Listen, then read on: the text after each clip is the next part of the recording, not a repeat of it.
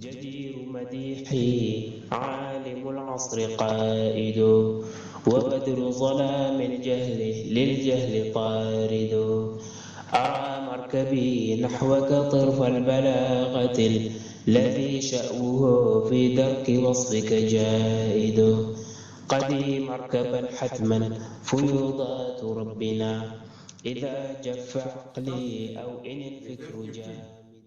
C'est-à-dire qu'on appelle les soufis. Voilà. Les soufis ce sont pas, c'est pas un clan comme nous, on pourrait être amené à penser que c'est un clan. Non. Ce sont des gens qui sont dans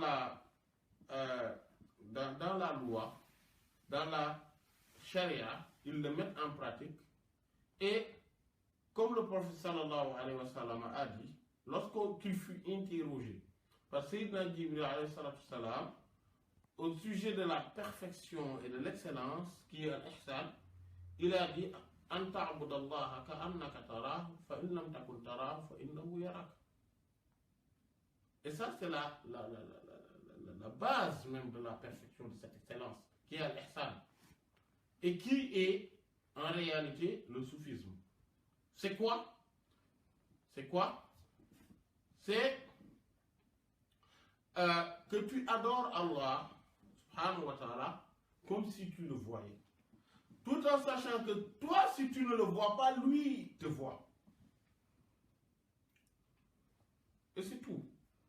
C'est ça. Voyez-vous, l'islam, c'est la soumission. C'est-à-dire, l'islam, donc avec les dimensions de la religion, qui est l'islam, l'iman et l'ihsan. Donc l'islam, c'est-à-dire la soumission, la pratique. L'iman, la foi, et l'ihsan, l'excellence. Donc on voit bien que l'excellence consiste à être excellent dans la foi et dans la pratique. Voilà. Donc, l'islam, donc la pratique, et ce qu'on appelle la science qui s'occupe de cela, s'appelle al-fiqh. Voilà. La législation ou jurisprudence islamique. Voilà. Ça, c'est ce qui est conforme à l'islam. C'est ce qui est, en fait, c'est la science qui s'occupe de cette dimension qui est l'islam. Al-Iman, la foi, c'est Aqidah. Donc, le dogme et tout ce qui tourne autour du dogme. Et il y a Al-Ihsan qui est le soufisme, le tasawwuf. Voilà. Donc, tout ce qui pourrait... En fait, le nom n'est pas important. Ce qui est important, c'est le contenu. Tout ce qui permet de purifier le cœur, d'enlever tout ce qui est égotique et satanique du cœur, démoniaque, tyrannique du cœur, et faisant que, maintenant, quand on est dans la pratique et la foi même, on est dans l'excellence et dans la perfection, c'est ce qu'on appelle le soufisme. C'est ce qui est l'ihsan. Voilà. Dans le hadith, on a parlé de l'ihsan, comme par exemple, le fiqh en tant que science n'existait pas au temps du prophète sallallahu alayhi wa sallam, comme la aqidah en tant que science n'existait pas à l'époque du prophète sallallahu alayhi wa sallam. Et bien aussi le tasawwuf n'existait pas aussi comme ça à l'époque du prophète sallallahu alayhi wa sallam. Mais c'est juste des terminologies, des jargons techniques qu'on met en place pour comprendre les choses. Voilà, et pour faciliter tout simplement l'accès à toutes ces sciences et à ces conformations de ces sciences-là. C'est tout. Ni plus ni moins. Voilà. Donc, il ne faut pas trop s'attarder sur... Parce que, sincèrement, pour dire vrai, l'écrasante partie des musulmans, ou presque tous, hein, y compris ceux qui réfutent le soufisme, sont en conformité du soufisme sur pas mal de choses quand même. En tout cas, ce qui concerne au suluk, c'est-à-dire à la science du cheminement. Voilà. Y compris ceux qui sont contre le soufisme. Ils connaissent ce qu'on appelle un suluk. Et c'est une science entière qu'ils apprennent eux aussi. Eh bien, ça, c'est une partie du soufisme. Maintenant, c'est que les soufis, comme ils sont, eux, plus élevés, et ils ont cela comme étant une science à part, et qu'ils connaissent, maîtrisent très bien, et qu'ils ont pris de maître, qui lui a pris de maître, qui lui a pris de maître, qui le prennent même du prophète sallallahu alayhi wa sallam. Après, la terminologie n'est pas importante, tant que ça. Donc, eux, ils vont en savoir, ils vont avoir des réalisations spirituelles que les autres n'auront pas, c'est une évidence. Et ils vont accéder à des sciences réservées que les autres n'auront pas. Parce que quand Allah dit « Ittaqullah wa yu'allimukum Allah » craignez Allah et Allah va vous enseigner. Et quand le prophète sallallahu alayhi wa sallam a dit « Man amila bima ya'lam » celui qui met en pratique ce qu'il connaît, Allah subhanahu wa ta'ala le fera hériter d'une science qu'il ne connaissait pas. Ne pensez pas que c'est les sciences exotiques. Ben non. Sinon, la crainte révérentielle, qui est la taqwa, ne serait pas une condition de cette science. Sinon, la mise en pratique ne serait pas une condition à cette science. Mais c'est parce que c'est une science qui est héritée des réalités et de la niche du prophète sallallahu alayhi wa sallam, de l'océan intarissable du prophète sallallahu alayhi wa sallam, et que tout le monde n'a pas accès. Et Allah subhanahu wa ta'ala nous l'a montré. Il nous a dit dans ses Corans des choses qui montrent que ces sciences-là existent bel et bien. Bel et bien. Quand il parle de Ashabul Kahf, وَيَقُولُونَ ثَلَاثَةٌ رَابِعُهُمْ كَلْبُهُمْ وَيَقُولُونَ خَمْسَةٌ سَادِسُهُمْ كَلْبُهُمْ رَجْمًا بِالْغَيْبِ وَيَقُولُونَ سَبْعَةٌ وَثَامِنُهُمْ كَلْبُهُمْ قُلْ لَا يَعْلَمُهُمْ إِلَّا قَلِيلٌ فلا تمار فيهم مراء إلا مراء ظاهرا ولا تستفت فيهم منهم أحدا. Les gens disent qu'ils sont 3 et que le chien est le 4e. Disent-ils aussi qu'ils sont 5 et le chien c'est le 6e. Et ils disent aussi qu'ils sont 7 et le chien était le 8e. Allah subhanahu wa ta'ala nous dit qu'il ne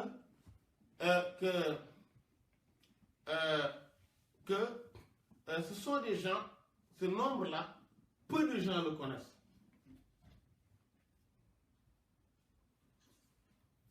Peu de gens le connaissent. Et il a dit au prophète sallallahu alayhi wa sallam, donc ne discute pas trop sur eux avec cette question-là, et dis-leur que et ne leur parle pas sur cette question, ne leur enseigne pas cette science-là, ne leur en parle pas.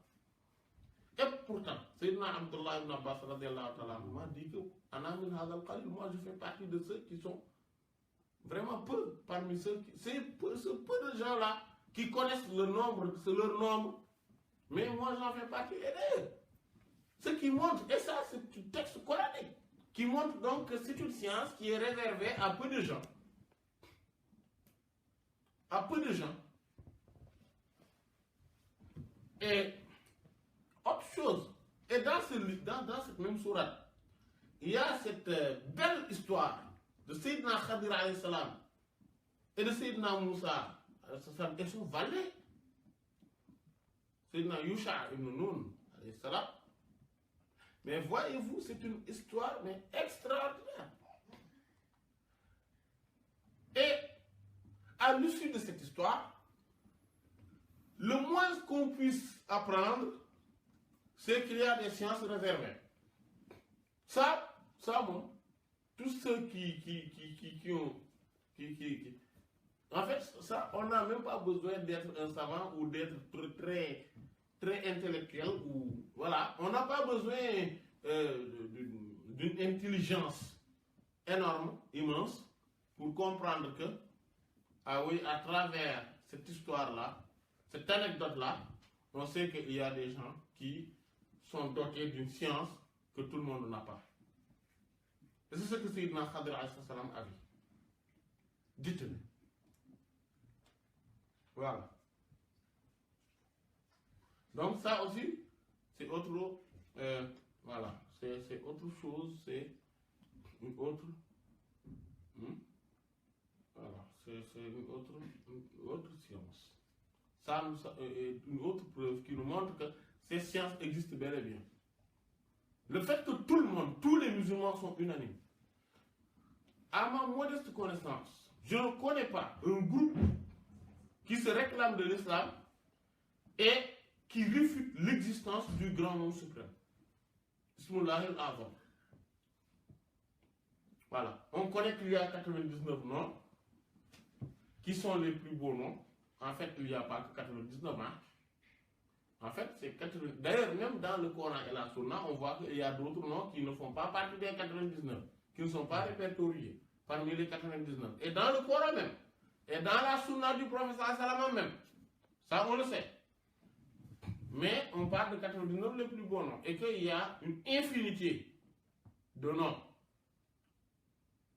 comme le hadith le dit, ou l'insinue plutôt. Et il y a le plus grand nom, c'est-à-dire le grand nom suprême. Tout le monde sait que cela existe. Et tout le monde sait que celui qui le connaît, celui qui invoque par ce nom-là, toutes ses invocations seront exaucées. Voilà. Mais quelle que soit cette invocation-là. D'ailleurs, c'est le grand signe du grand nom suprême. Le grand signe du grand nom suprême, c'est que quand on le prononce et on demande à Allah subhanahu wa ta'ala qu'il nous donne quelque chose, quelle que soit cette chose, même si c'était pour que le monde là, la fin des temps soit proclamée aujourd'hui même, ce sera aujourd'hui la fin des temps. Même si c'est un mécréant qui prononce le nom et Dieu demande cela. Ça, c'est le signe du grand nom suprême. Et tout le monde sait que ce nom-là existe. Il y a beaucoup de hadiths qui le disent, et je ne connais pas, en tout cas à ma modeste connaissance, aucun groupe de l'islam refute cette science-là. En tout cas, l'existence de ce grand nom suprême, mais qui est caché. Voilà. Laylatul Qadr.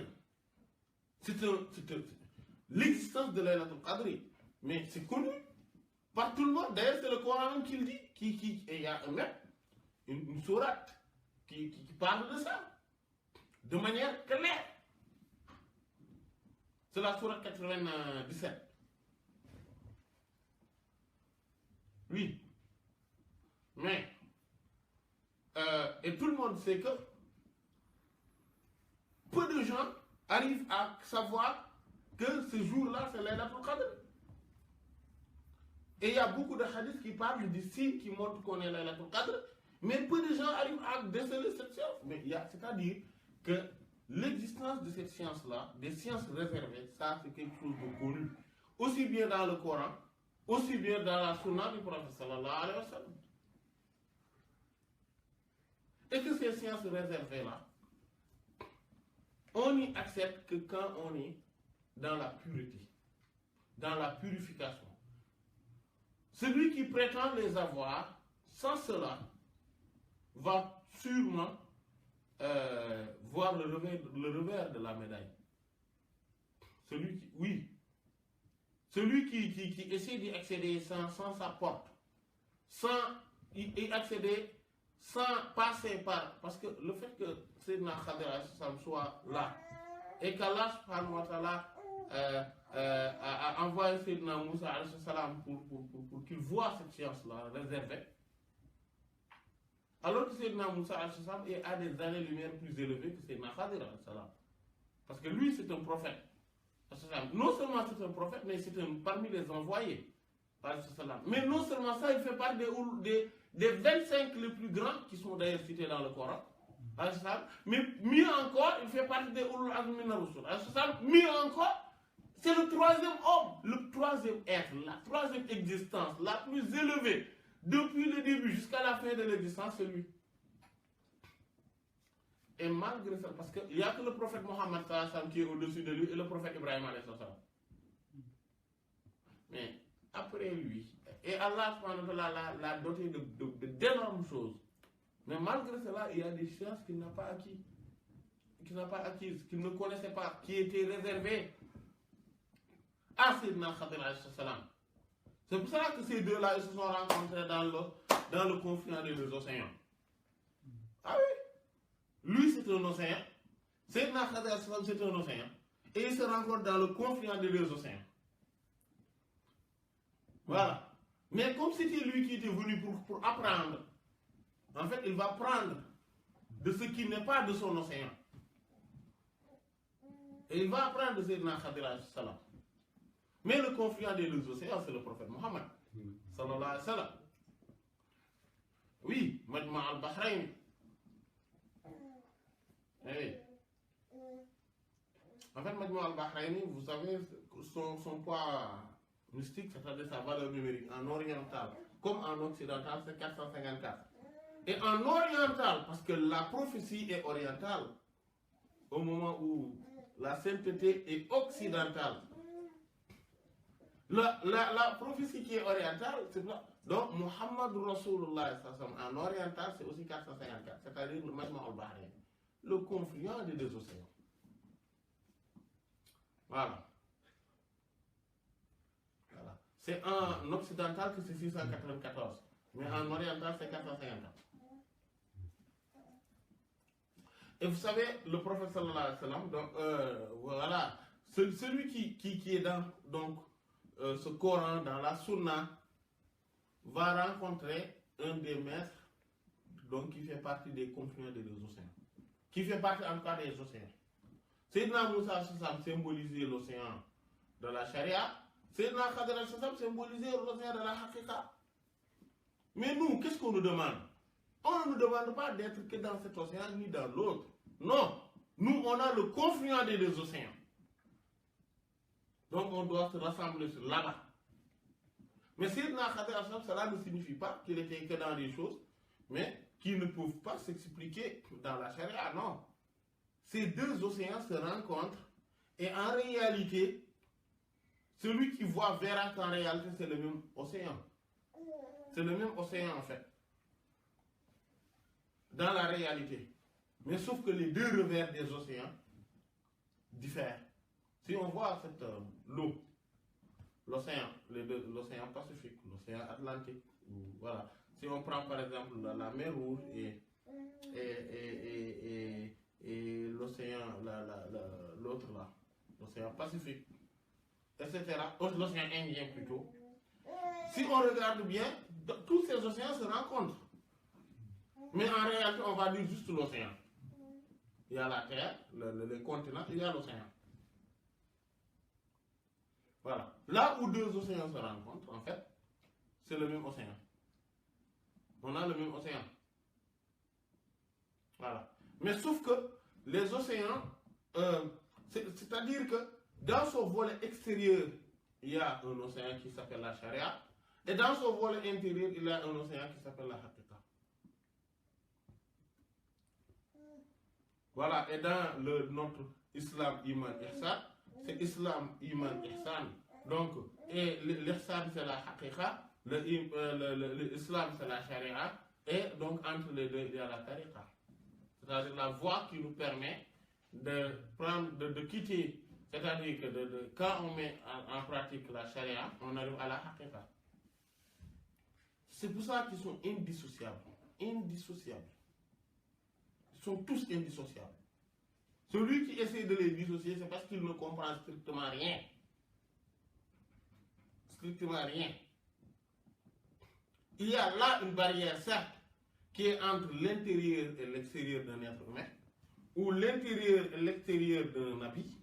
Cependant, cette barrière-là, elle est presque invisible en fait. Et c'est la voix. C'est pour cela qu'on ne peut pas dire que la tariqa, on ne peut pas dissocier la tariqa, la haqiqa et la sharia. On ne peut pas les dissocier. C'est la même chose en fait. C'est strictement la même chose. Quelqu'un qui te dit que oui, ça c'est licite, parce que nous sommes dans telle tariqa, c'est licite. Alors que dans la charia c'était illicite, c'est faux. Il n'a rien compris.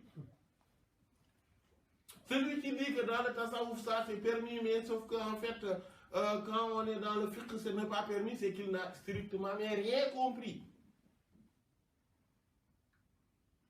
Ça, il faudrait le savoir ça. Ça, c'est une base à ne pas, à ne pas perdre de vue. L'existence de ces sciences-là, elles sont réelles. Ces sciences-là sont réelles. Et quand Allah subhanahu wa ta'ala nous dit que craignez Allah et Allah vous enseignera, ce n'est pas la science apparente qu'il va nous enseigner. Sinon, on n'a pas besoin de craindre Allah pour aller lire les livres, pour faire, etc., etc. Mais pour que les lumières de ces sciences accèdent à nous et qu'on puisse traverser tout cela et aller explorer les autres océans de sciences, ah oui, ça, on a besoin d'une crainte révérentielle, on a besoin de la bonne pratique, etc. ولملا وفيض الكتم نورا أحاطكم ويسقيك أنوارا وعمت أماجد وأسراره تسري كليث لفرهد على روحك الأصفى وظلت مكائد